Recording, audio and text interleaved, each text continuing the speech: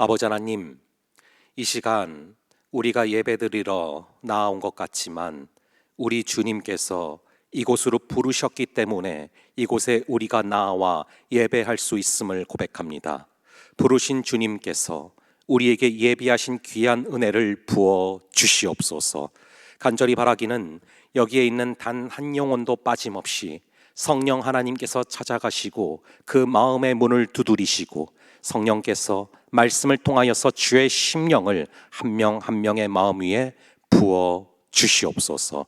주님께서 이 시간을 통치하여 주시고 붙들어 주실 줄을 믿사오며 이 모든 말씀 우리 주 예수 그리스도의 이름으로 기도합니다.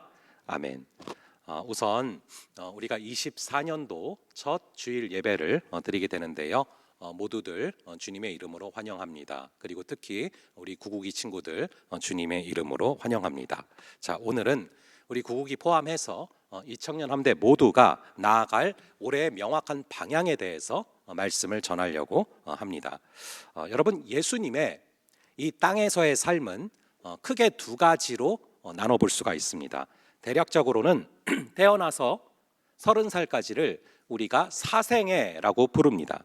즉 개인적인 생애라는 뜻이죠. 주로 사역을 준비하신 기간을 뜻합니다.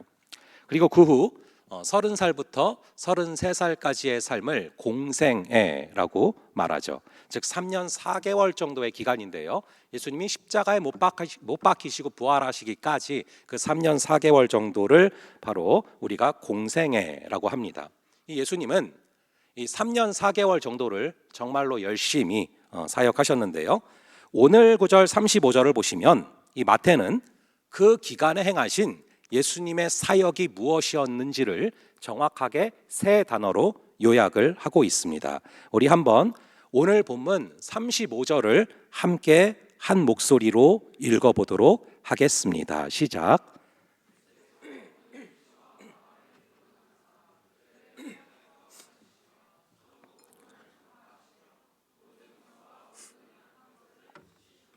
아멘. 세 가지가 나오죠. 바로 가르치시고 전파하시고 고치셨다. 이것이 예수님의 3년가량의 공생의 사역을 딱 세 단어로 요약하는 단어입니다. 예수님은 이 세 가지를 집중적으로 행하셨습니다. 그렇다면 예수님의 몸된 교회인 우리도 가르치고 전파하고 고치는 이 세 가지를 행해야 될 줄로 믿습니다. 그래서 올해 저희 이 청년함대 표어가 The 지졌습니다. 이 The는요, Teaching, Healing, Evangelizing의 약자인데요. 가르치고 전파하고 고치신 그 사역을 예수님처럼 같이 하자. 그런 청년함대가 되자라는 것입니다. 그래서 가르치고 전파하고 고치시는 것이 무엇을 의미하는지는 우리가 나눌 시간들이 앞으로 굉장히 많을 거고요. 오늘은 좀 더 뿌리가 되는 그런 내용들을 살펴보려고 합니다.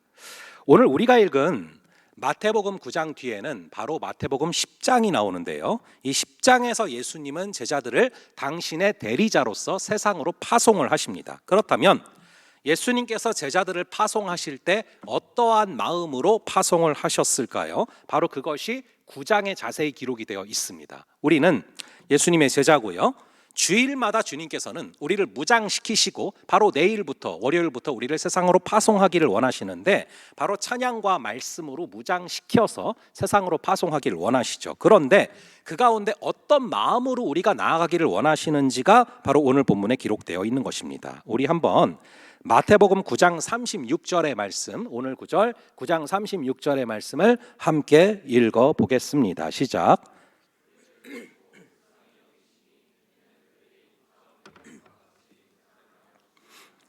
첫 단어에 보니까 무리를 뭐 하셨다라고 나옵니까?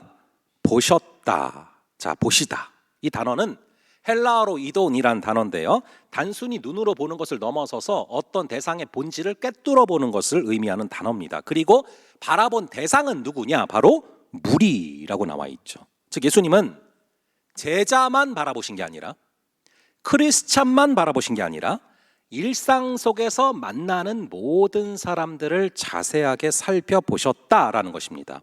우리로 적용을 해보자면은 학교든지 회사든지 믿는 사람, 믿지 않는 사람 섞여 있지 않습니까? 그들을 쭉 바라보는 거예요. 그들을 관심을 갖고 영혼으로 바라본다라는 것입니다. 근데 그들을 깊이 있게 바라보는데 그런데 너무 마음이 아픈 것이죠. 왜입니까? 그들이 예수님이 없이 살아가면서 마치 목자 없는 양과 같이 고생하며 기진하는 모습을 보면서 마음이 아픈 거죠. 사실 여러분 너무 당연한 얘기인데 사람을 사람으로 바라봐야 되거든요. 그런데 그게 너무 어려운 시대를 우리는 살고 있습니다. 사람을 도구로 대하는 거죠. 쉽게 예를 들면은 이 회사에서는 사람을 부속품으로 봅니다. 또 다른 뭔가로 대체해버릴 그런 스페어타이어로 보는 것이죠. 그래서 언젠가는 사라져버릴 그런 부속품으로 바라본다라는 것입니다. 사람을 기계로 바라보는데 불쌍히 여기는 마음, 아파하는 마음이 생기겠습니까? 그런 부분들을 여러분들은 이 사회에서, 회사에서, 또 학교에서 많이 경험할 거라고 생각을 합니다. 오늘날 벌어지는 끔찍한 뉴스들이 많아요. 끔찍한 사건들이 너무나 많습니다. 그런 사건들이 도대체 왜 벌어집니까? 사람을 도구로, 그리고 장난감 정도로 여기니까 그런 일이 벌어지는 것이죠. 그렇게 오늘날 사람을 사람으로 바라보지 않고 도구나 부속품 정도로 여기는 그런 시대적인 분위기가 팽배합니다. 저는 교회도 까딱 잘못하면 이런 위험성을 지닐 수 있다고 생각을 합니다. 예를 들어서 성도를 숫자로 여긴다. 이 숫자에 너무 집착하게 되면 그거 자체가 사람을 사람으로 바라보는 것이 아니라 수적 성장을 위한 도구로 본다는 명확한 증거죠. 한 영혼 한 영혼을 정말로 사랑하고 사람으로 바라본다면 부흥은 주님께서 필요할 때 부으시는 것인데 주객이 전도될 때가 있다라는 것입니다. 그러니 교회와 세상을 막론하고 사람을 사람으로 바라보지 않고 사람을 도구로 바라보는 그런 시대적 흐름이 오늘날의 시대 가운데 너무나 팽배하다라는 것이죠. 여러분 혹시 포스트 휴머니즘이란 단어를 들어보셨습니까? 주로 여러분들이 포스트 모더니즘은 많이 들어보셨을 텐데 이 포스트 휴머니즘은 좀 생소하실 겁니다. 간단히 말씀드리면 이전에는요, 인간이 무엇이냐 했을 때 그 정의가 다 똑같았어요. 그런데 시대가 바뀌어가면서 이 기계와 인간의 융합이 벌어지기 시작을 합니다. 영화만 봐도 그렇죠. 옛날로 치면 로보캅에서부터 공각기동대 메이저에 이르기까지 뭔가 인간과 기계의 장벽이 무너지기 시작을 하고요. 심지어 요즘에는 남자와 여자의 장벽도 무너지기 시작을 합니다. 그 속에서 인간은 과연 무엇인가? 라는 질문이 대두되기 시작을 하는 것이죠. 그 가운데 점점 이 사람을 사람으로 바라보는 것이 아니라 기계 정도로 부속품 정도로 여기는 게 당연해져 버린 것입니다. 이 포스트 휴머니즘은 그런 가운데 생겨나는 철학적 흐름을 뜻하는데요. 그 가운데 아무리 과학기술이 폭발적으로 발전을 했지만 인간은 이전보다 더 깊은 소외를 경험하고 있고요. 더욱더 외로운 존재가 되어가고 있습니다. 저는 그런 생각을 해봅니다. 예수님 당시에 예수님께서는 사람들을 바라보시면서 오늘 말씀해 보니까 불쌍히 여기셨다라고 나와요. 마음이 찢어질 만큼 아프셨다라는 것인데 과연 지금 예수님께서 성육해서 오신다면 그리고 지금 이 세상 2024년도에 우리들을 바라본다면 어떤 마음이실까? 물론 지금은 예수님 당시보다 먹을 것도 풍족하고요. 다 스마트폰도 갖고 있고요. 뭐 배고파서 죽고 이런 사람도 없어요. 그 예수님 당시는 병들고 힘든 자들이 훨씬 더 많았죠. 하지만 예수님께서 영적인 통찰을 가지고 이 시대로 오셔서 2024년도에 저와 여러분들을 바라보신다면 저는 그때보다 더 마음이 찢어지게 아프시지 않을까 생각을 해봅니다. 이제는 아예 사람으로서의 정체성이 흔들려 버리는 가운데 철저하게 스마트폰 안에 갇혀서 소외되어 살아가는 사람들의 모습을 바라보시며 더욱더 마음이 아프실 거라는 생각이 듭니다. 그만큼 오늘날 아픈 영혼들이 우리 일상에 너무 많이 있고요. 사실은 여러분들의 얘기일 수도 있죠. 그렇다면 예수님의 제자로서 일상에서 우리는 과연 어떻게 살아가야 하는가? 예수님께서는 제자만 바라보신 게 아니라 무리를 보셨고 그들을 영혼으로 바라보신 것처럼 우리에게도 그런 모습이 있어야 된다는 거예요. 제가 굉장히 인상 깊게 봤던 드라마가 있습니다. 나의 아저씨란 드라마인데 제가 이 드라마가 굉장히 마음에 와닿았던 이유는 여느 드라마들처럼 사랑을 다루는 게 아니라 사람을 다루는 드라마였기 때문에 그렇습니다. 그러니까 이 로맨스가 아니라 휴머니티를 다루는 드라마였는데요. 특히 저는 그 극 중에 이성균 씨가 참 감동이었어요. 주인공인 이성균 씨가 회사에서 부장인데 그 회사에서 다른 사람들은 투명인간처럼 여기는 그런 비정규직 직원이 있습니다. 그런데 그런 사람도 도구로 대하는 게 아니라, 부속품으로 대하는 게 아니라 사람으로 대해주고 진심으로 대해주는 것이죠. 그러는 가운데 그 비정규직 직원 역시도 거꾸로 돈 잘 벌고 멀쩡해 보이는 대기업 부장의 삶에도 말 못할 아픔이 있는 것을 보게 되고 결정적인 위기의 순간에 서로를 돕게 됩니다. 말 그대로 서로를 불쌍히 여기면서 돕게 되는 것이죠. 그게 사람 사는 모습 아닙니까? 그것이 사람다운 것이죠. 저는 이 드라마를 보면서 믿지 않는 사람들조차도 사람을 사람으로 대한다는 게 무엇인가, 그리고 사람답게 산다는 것이 무엇인가에 대한 굉장히 깊은 갈망이 있다는 게 느껴졌고, 그게 여전히 믿지 않는 사람들의 마음을 따뜻하게 한다는 것을 확신하게 됐습니다. 여러분들이 이 지점을 굉장히 잘 잡으셔야 돼요.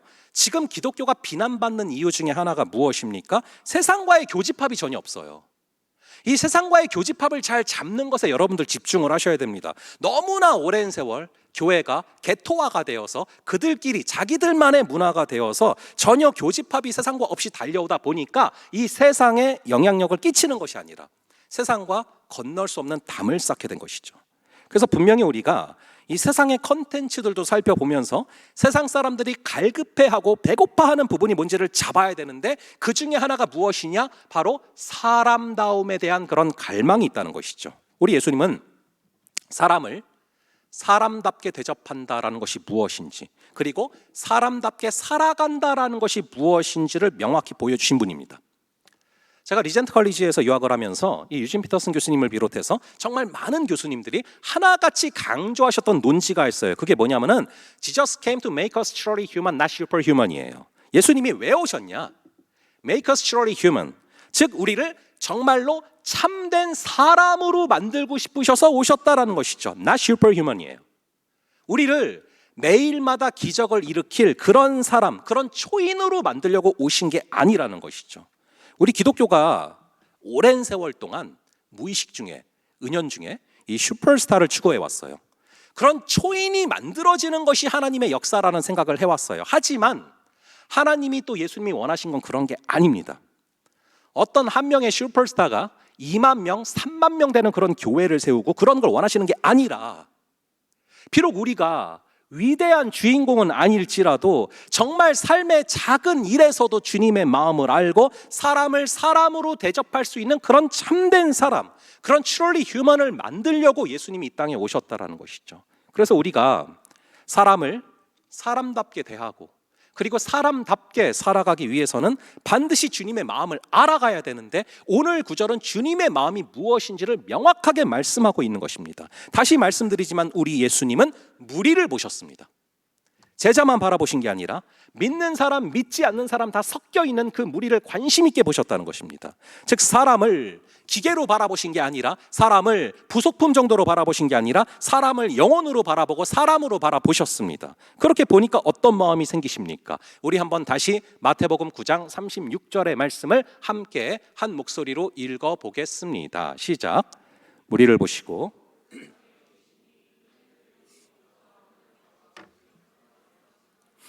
자, 불쌍히 여기시니. 이 불쌍히 여기시니라는 단어는 스플랑클리조마이라는 단어인데, 아픔이 창자에까지 이르렀다라는 표현입니다. 이 당시에 팔레스타인 사람들은 인간의 영혼이 창자에 있다고 생각을 했거든요. 즉 이 표현은 무리를 보시고 마음이 찢어질 듯이 아팠다라는 그런 표현이에요. 왜 이렇게 아프셨습니까? 그들을 영혼으로 바라보면서 그들의 영적인 상태를 바라보셨기 때문인데요. 그들의 영적인 상태가 어떻다라고 나와 있습니까? 그들이 목자 없이, 즉 예수님 없이 살아가면서 고생하며 기진했대요. 이 고생하며라는 단어는 스킬로란 단어인데 고통당한다란 뜻입니다. 뒤에 나오는 기진하며란 단어는 이 립토란 단어인데 내팽겨쳐지다란 뜻입니다. 좀 더 번역하자면 목자 잃은 양과 같이 고통당하면서 내동댕이 쳐진 상태였다는 것입니다. 이들은 왜 이렇게 고통을 당하면서 내동댕이 쳐진 상태처럼 되었을까요? 여러분, 이 당시에는 교회가 아니라 회당이 있었다라고 성경에 나옵니다. 유대인들은 어디서든지 회당에 들어갈 수 있었어요. 회당의 수는요, 오늘날 요즘에 볼 수 있는 카페 수보다 훨씬 많았습니다. 여러분들이 잘 가시는 그 스타벅스, 그거보다 훨씬 많은 게 회당이었어요. 그래서 그들은 어디서든지 지나가다 보면은 회당을 찾을 수 있었고, 언제든지 회당에 들어갈 수 있었어요. 거기서 교훈과 가르침도 받을 수 있었죠. 그럼에도 불구하고 그들은 목자 없는 양과 같았다라고 묘사되고 있습니다. 어쩌면 이게 지금 우리의 모습과 굉장히 흡사할 수 있습니다. 오늘날도 마찬가지예요. 정말 가는 데마다 교회가 보입니다. 정말로 교회가 많고, 정말로 공동체가 많고, 정말로 많은 목장들이 있지만, 그럼에도 불구하고 목자 없는 양과 같이 고생하며 기진한 그런 상태일 수 있다는 것이죠. 뿔뿔이 흩어진 것 같은 모습, 회사에서 학교에서 기독교인이라고 말하면 눈치 봐야 되는 그런 모습, 고생하며 기진한 모습 아닙니까? 고통당하며 내팽개쳐짐을 당한 그런 모습 아닙니까? 그런 우리가 어떻게 회복이 될 수 있습니까? 비결은 오늘 말씀에 나와요. 딱 하나입니다. 불쌍히 여기시는 마음, 그 마음이에요. 여러분, 최근에 올해 겨울이 좀 굉장히 많이 추운 편인 것 같아요. 그래서 한파도 많이 왔죠. 이 한파가 오면요, 별게 다 고장이 납니다. 우선은 사람이 고장이 나요. 그래서 이 독감에다가 몸살에다가 난리가 나지 않습니까? 저도 최근에 링겔 2번 맞았거든요. 그런데 한파가 오면요, 사람만 고장나는 게 아니에요. 굉장히 많은 것들이 고장이 납니다. 이 한파가 오니까 심지어 저번에 쉼터에 프린터기가 고장이 났다고 해가지고 그거 수리하려고 지난 수요일 날 동이랑 같이 구간 사무실로 옮겨놨거든요. 그러니까 여러분, 한파가 오면요, 사람이든 물건이든 별게 다 고장난단 말이에요. 그런데 거꾸로 온기가 회복된다.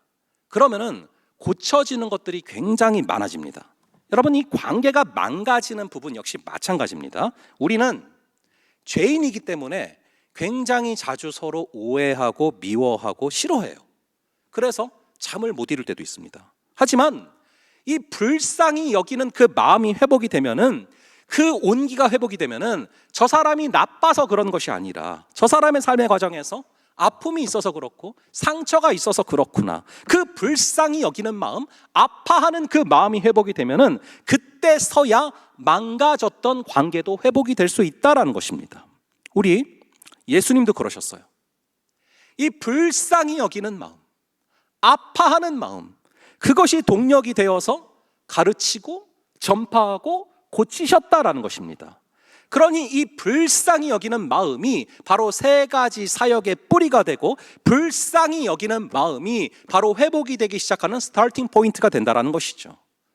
여러분, 하나님은 두 가지 세계를 창조하셨습니다.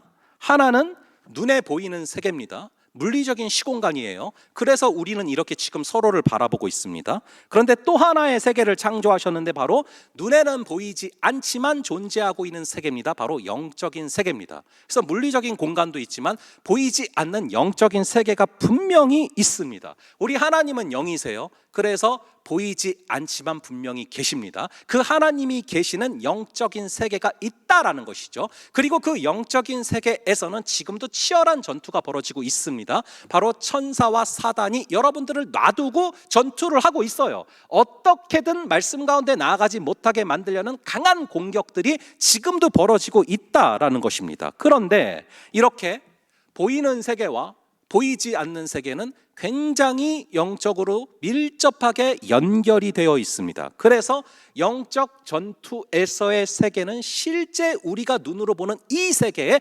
구체적인 영향을 끼치고 있어요. 단적인 예가 이 출애굽기에서 아말렉과의 전투를 보면 나오지 않습니까? 모세가 산에서 영적으로 팔을 들고 기도할 때는 실제 현장에서 여호수아가 이긴단 말이에요. 근데 모세가 산에서 기도하는 힘이 약해져서 팔이 내려오면은 실제 현장에서 여호수아가 밀립니다. 두 가지가 밀접하게 연결되어 있다라는 것이죠. 그렇게 이 영적인 세계가 실제를 하는데, 그 영적 세계에 계시는 하나님의 그 강력한 손이 때로는 이 세계로 뚫고 들어와서 우리가 살아가는 이 세상을 만지실 때가 있단 말이에요. 그때 우리 힘으로 할 수 없었던 놀라운 역사들이 벌어지는 것입니다. 보이지 않는 그 세계에 계시는 하나님의 손이 이 세계로 뚫고 들어와서 우리의 마음을 만지기 시작할 때, 그때 우리가 성경을 바라보다가 통곡하는 역사가 벌어집니다.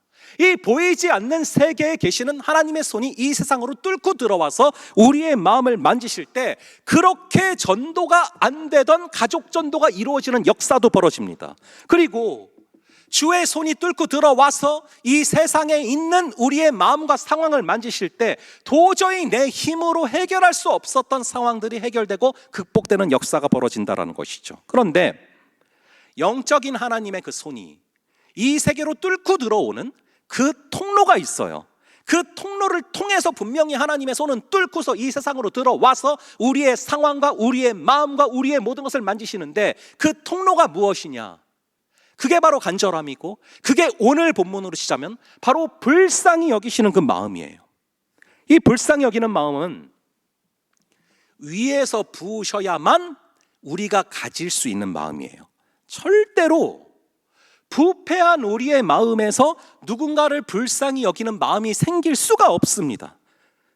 어느 날 내가 처절하게 싸운 원수를 바라보는데, 그 원수를 바라보는데 너무나 불쌍히 여기는 마음이 생기면서 그 지체를 위해서 울게 되고 그 지체를 위해서 기도하게 되는 그 마음, 절대 우리 힘과 능력으로 되지 않고요, 우리 주님께서 위에서부터 긍휼을 부어주셔야, 불쌍히 여겨주시는 그 마음을 부어주셔야 그때부터 그 마음이 우리 안에 생긴다라는 것입니다. 간절히 바라기는 영혼을 바라볼 때 불쌍히 여기는 마음, 아파하는 마음, 그 마음을 위에서부터 여러분들의 심령에 부어주시는 그런 2024년도가 되기를 간절히 주님의 이름으로 축원합니다.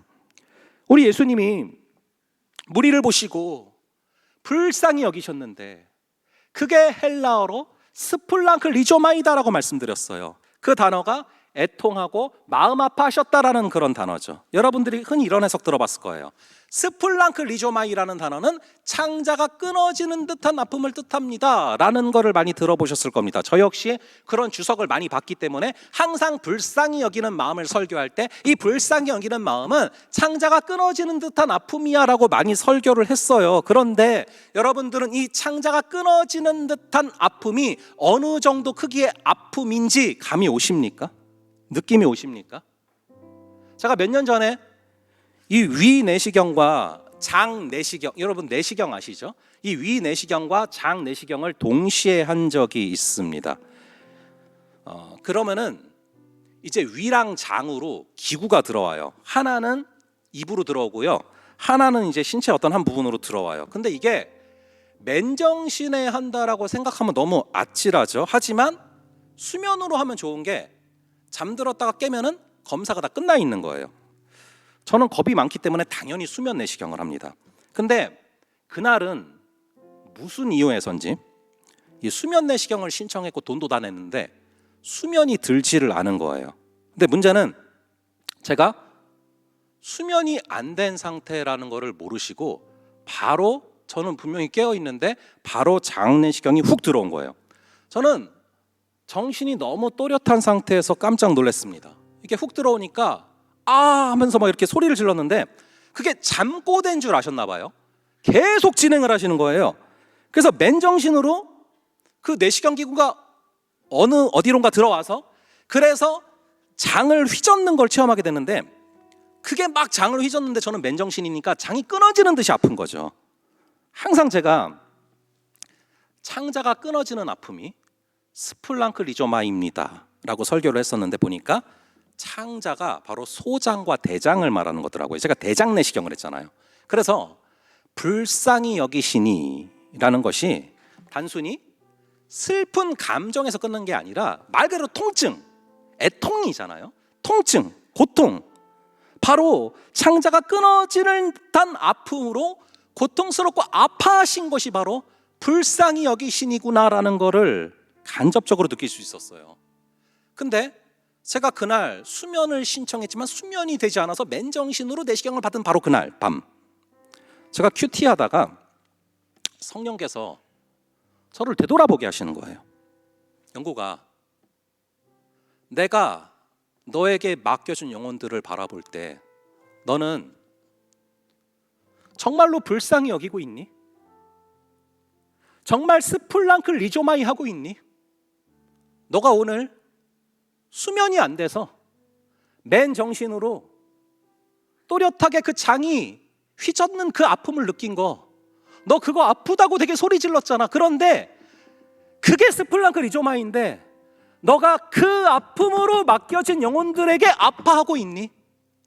맡겨진 영혼들의 그 아픔을 바라볼 때 그 통증으로 아파하고 있니라고 물어보시는데 저는 아멘이라고 할 수가 없었어요. 도저히 그렇다고 말할 수가 없었어요. 제 고통이 더 컸거든요. 근데 그날 기도 가운데 스플랑크 리조마이는 내 노력으로 생길 수 있는 게 아니고, 내가 열심을 낸다고 생길 수 있는 게 아니고, 그 불쌍히 여기는 마음, 영혼들을 바라볼 때 아파하는 마음은 우리 주님께서 위로부터 부어주셔야만 가질 수 있는 거다라는 걸 깨닫게 하셨어요. 그래서 우리 주께서 부으시면 우리는 스플랑크 리조마이, 불쌍히 여기는 마음, 아파하는 마음을 가질 수 있는데, 여러분 그 아픔의 크기, 그 통증의 크기가 바로 능력의 크기가 되는 거예요. 우리 예수님은 가르치고 전파하고 고치셨는데 그 동력이 뭔지 아십니까? 그 엔진이 뭔지 아십니까? 바로 불쌍히 여기시는 그 마음, 하나님께서 위에서부터 부으시는 그 불쌍히 여기시는 스플랑크 리조마이가 부어졌기 때문에 이 아프면 소리를 지를 수밖에 없는 것처럼, 아프면 통증 때문에 참을 수가 없는 것처럼 그 스플랑크 리조마이를 부으셨기 때문에 가르치고 전파하고 고치지 아니하시고는 참으실 수가 없었던 것입니다. 간절히 바라기는 2024년도 한 해 여러분들이 무리를 바라볼 수 있는 역사가 있기를 간절히 바랍니다. 믿지 않은 영혼들도 관심 가지고 바라볼 수 있는 역사가 있기를 간절히 바랍니다. 그리고 무엇보다 하늘에서 부어주시는 그 스플랑크 리조마이, 영혼들을 바라볼 때 불쌍히 여기고 아파하는 그 마음, 그 스플랑크 리조마이가 위에서부터 내려올 수 있기를 간절히 바랍니다. 그러할 때 주님께서는 우리로 하여금 가르치고 전파하고 고치게 하시며 우리를 통하여 수많은 영혼들을 고치시고 우리를 통하여 세상을 고치시는 귀한 역사가 임하게 될 줄을 믿습니다. 우리 함께 그것을 소망하는 마음으로 나의 피난처 예수 의지하여 함께 찬양하며 나아갈 때, 아버지 하나님, 우리를 들어 사용하여 주시고 우리에게 스플랑크 리조마이를 부어주시고 우리가 많은 영혼들이 머물 수 있는 피난처 되게 하여 달라고 우리 기도하는 마음으로 찬양하시고 기도하겠습니다.